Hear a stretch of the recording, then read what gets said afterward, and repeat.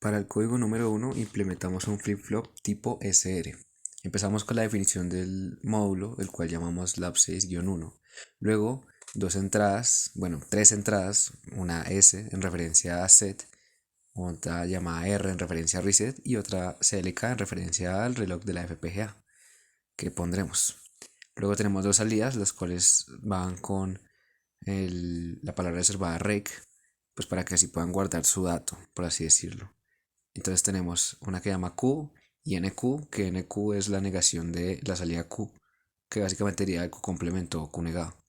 Después de eso establecemos un registro de 27 bits, al cual llamamos count. Después de eso establecemos un bloque always, el cual dice que por cada flanco de subida que se genere en CLK, el contador que definimos anteriormente sumará de a 1. Entonces establecemos en la siguiente línea que si el contador es igual a 50 millones, el contador se reiniciará. Necesitamos el espacio de 27 bits para que se pueda ejercer este conteo de 50 millones. De lo contrario, no se podrá generar. Después de esto empezamos a aplicar la teoría del flip-flop.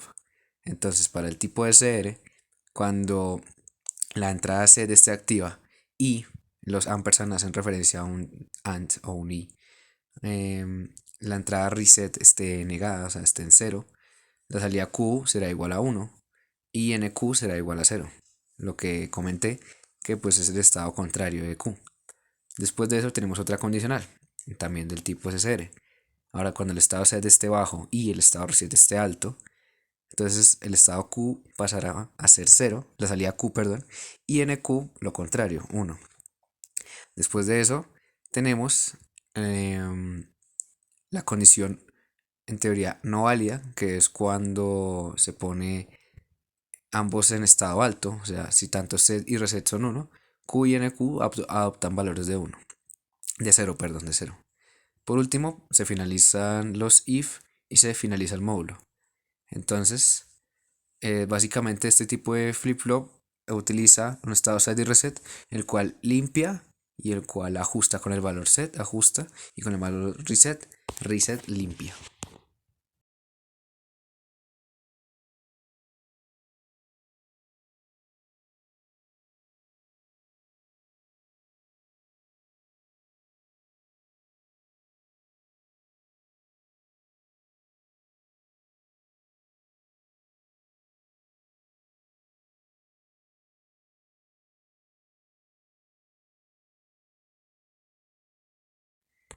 El código número 2 es la aplicación del flip-flop SR, pero para una alarma. Entonces empezamos la definición del módulo, el cual llamamos lab6-2. Después dos entradas que se llaman setAlarm, en referencia a la que va a activar la alarma. Otra entrada llamada resetAlarm, la cual limpia o apaga la alarma en nuestro caso. Y una entrada CLK para el reloj. Entonces, luego tenemos dos salidas que hacen lo contrario, una que nos muestra el estado de la alarma activo y una el estado de la alarma apagado. Ya por siguiente, pues tenemos la instancia del flip-flop anterior, del SR, del código 1, donde relacionamos pues las entradas del módulo instanciado con el módulo principal. Entonces tenemos la entrada set que se relaciona con la entrada del módulo principal, set alarm, reset del módulo instanciado con reset alarm, CLK sigue siendo el mismo, con el mismo nombre, Q, en este caso la salida Q del módulo del flip-flop SR, se instancia con la salida de la alarma activa y la negación de NQ en el flip-flop SR se instancia con la salida de esta alarma cuando la alarma está apagada. Cosa que se me olvidó mencionar es que tanto en todos los códigos se necesita uso de un contador para delimitar un tiempo en el cual se generarán los flancos de subida en el flip-flop, en los flip-flops. Esto con el fin de pues ver el estado o el cambio de estado que se genera en los mismos.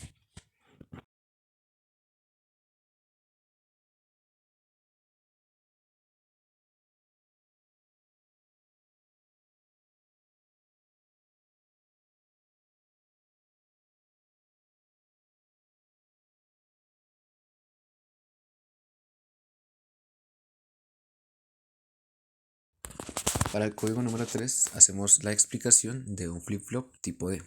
Empezamos con la definición del código, el cual llamamos por módulo lap 6-3. Después tenemos una entrada D, es para la entrada de datos. Se llama D por el hecho de que el flip-flop tipo E hace referencia a que D es el dato de entrada, data. Después tenemos la entrada CLK para el reloj que utilizaremos y dos salidas igualmente como en los anteriores flip-flops para la salida Q y Q negado o Q complemento. Esto para dar el funcionamiento del flip-flop. Y pues tienen el reg que genera el registro para guardar los valores de esa salida.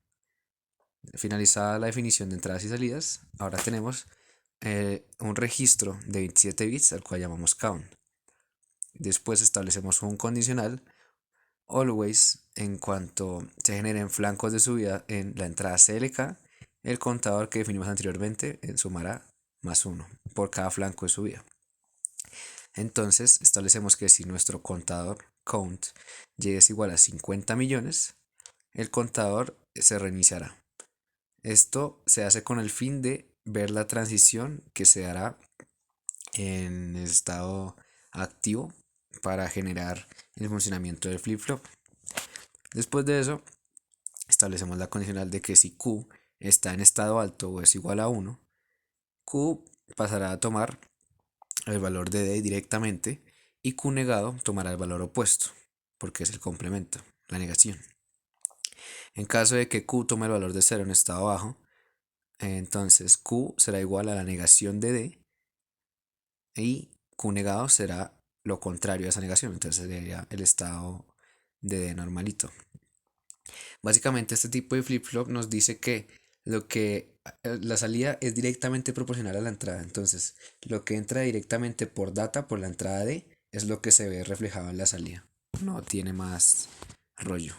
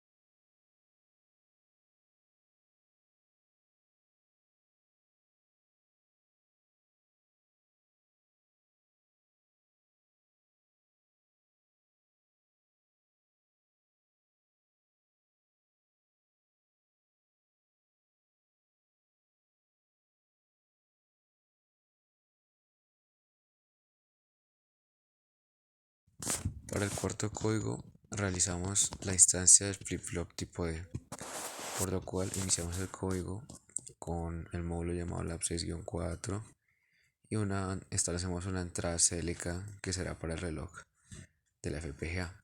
Luego establecemos una salida de 4 bits llamada count, será para nuestra salida binaria. Luego establecemos una conexión también de 4 bits que será la conexión de salida, que servirá para conectar la salida del módulo instanciado tipo D con el módulo principal. Después un registro llamado contador de 27 bits y un registro interno, pues llamado internal count de 4 bits con un valor inicial de 0 en binario con 4 bits. Luego establecemos una condicional en el bloque always que cada que detecte un flanco de subida en CLK, el contador sumará de a 1. Por lo tanto, establecemos que el contador es igual a 50 millones. Internal count, que definimos previamente, empezará a sumar de a 1. Empezará a sumar de a 1 al valor binario que definimos previamente. Y el contador se pasa a 0 a 0. Luego, después de hecho esto, tenemos que internal count, cuando el valor de esa suma por cada flanco subida se genere en ese valor binario, llegue igual al número 15 en binario, que es 1111, internal count se reiniciará y pues se evaluará nuevamente desde bloque always la condicional del conteo. Por último, ya tenemos 4 instancias del flip-flop tipo D, donde relacionamos internal count como la entrada de estos flip-flops adicional a un número que va del 0 a 3. Esto con el fin de que la suma se haga desde, o bueno, la entrada de esa suma que establecimos anteriormente se haga desde el bit menos significativo hasta el más significativo de nuestro internal count. Luego instanciamos CLK, que es el mismo. Y por último, como ya había comentado, la salida Q se instancia con la conexión de salida que definimos en el módulo principal para poder unirla. Esto así 4 veces más. Y por último, finalizamos el módulo sin antes asignar que count, como definimos previamente, que es nuestra variable de salida, sea igual a internal count, que es nuestro conteo interno que se hará pues por la condición que establecimos anteriormente.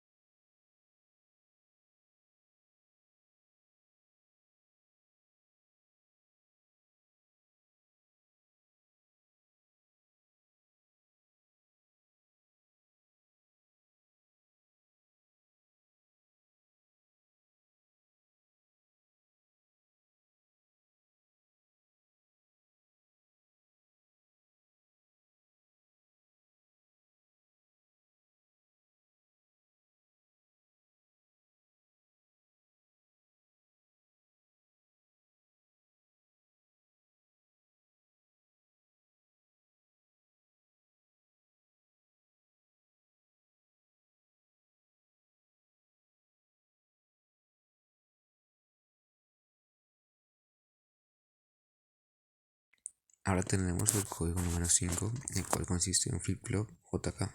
Establecemos tres entradas, una llamada J, otra llamada K y otra CLK para el reloj, y dos salidas Q y Q negado. Luego un registro de 27 bits llamado count. Luego un bloque always que evaluará cada flanco de subida. Bueno, cuando se genere cada flanco de subida en CLK, sumará de a 1. El registro de 27 bits es para que pueda hacer el conteo para la condición de que cuando ese conteo llegue a 50 millones, el contador reiniciará a 0. Y establecemos cuatro condiciones para este tipo de flip-flop. Cuando cuando J esté en estado alto y K esté en estado bajo, o sea 1 o 0, K pasa a tomar el valor de 1, Q, perdón, y Q negado pues toma el valor de 0, que es la negación. Otro condicional que sigue es que cuando J esté en el valor de 0 y K en el valor de 1, K pasa a tomar el valor de 0, Q, perdón, y Q negado toma el valor contrario, que sería 1. La siguiente condicional es que cuando tanto como J y K se encuentren en 0, mantienen un estado de no cambio, entonces pues mantienen sus valores anteriores al estado. Y por último, para cuando se genere el estado 1-1, que en teoría sería el definido, pero el flip-flop JK lo que hace es hacer un arreglo del flip-flop SR para que se elimine ese estado no válido. Entonces, en este caso, cuando se genere el estado 1-1 en JK, básicamente negará las entradas. ¿Qué me quiero decir con esto? Que niega lo que haya en Q, pasa a ser Q negado, y Q negado pasa a ser Q positivo. Y de esta manera, pues se acaba el código y el módulo.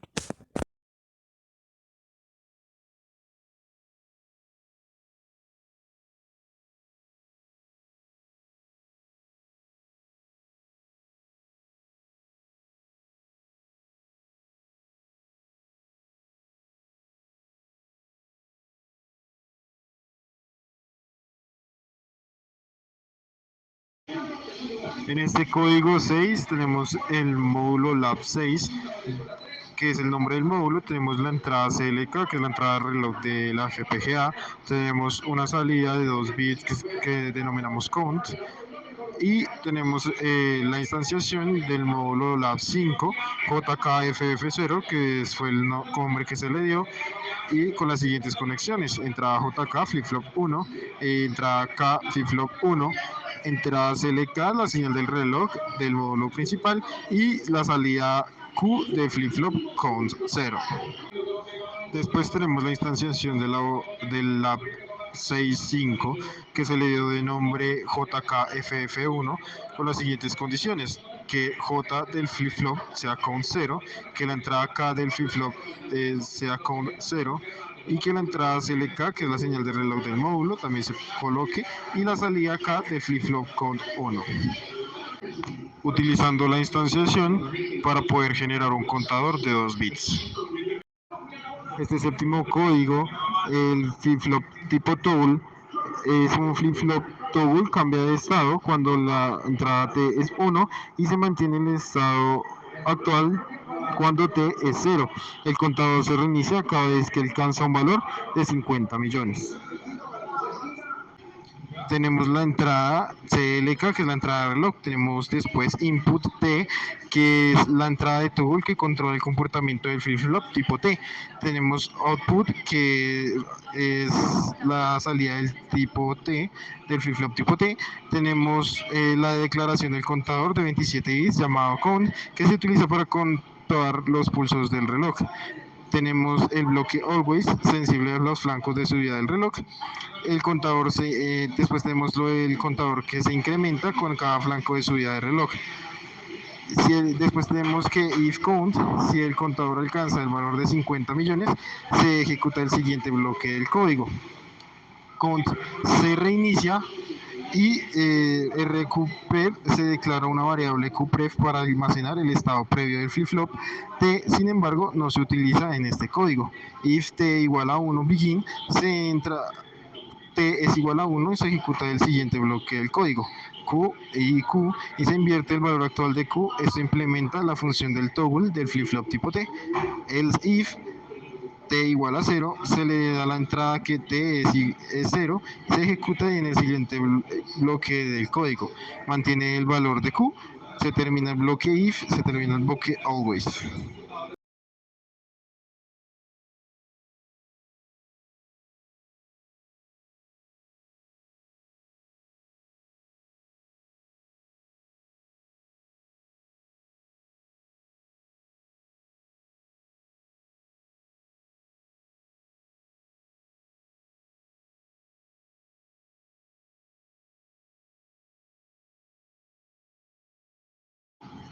En este último código flip-flop tipo T, este código utiliza dos instancias del módulo lab 67 para construir un contador de 2 bits. La salida del primer módulo se utiliza para la entrada del segundo, creando así una conexión de cadena que cuenta la base 2, el valor en count y representa el estado actual del contador de 2 bits. De primeras tenemos el módulo Lab 68, que es donde declaramos el módulo llamado Lab 68. Tenemos Input CLK, que es la entrada llamada CLK, que representa la señal del reloj. Tenemos la salida de 2 bits llamada Count, que es un bus de 2 bits. Tenemos la instanciación del módulo Lab 67. Tenemos que T1, conexión de entrada de la primera instancia del laboratorio 67, el valor constante 1. CLK, conexión de la entrada CLK de ambas instancias al reloj externo CLK. Tenemos Q count 0, que conecta la salida Q de la primera instancia al primer bit, y count 0 del bus de salida del count. Tenemos el Lab 67, que es la instancia otra vez del módulo Lab 67 con conexiones similares. T count 0, que conecta la entrada T de la segunda instancia al primer bit del bus de salida count, creando así una realimentación. CLK nuevamente conecta la entrada de CLK al reloj externo CLK, y Q count 1 conecta la salida de la segunda instancia al segundo bit count 1 del bus de salida count.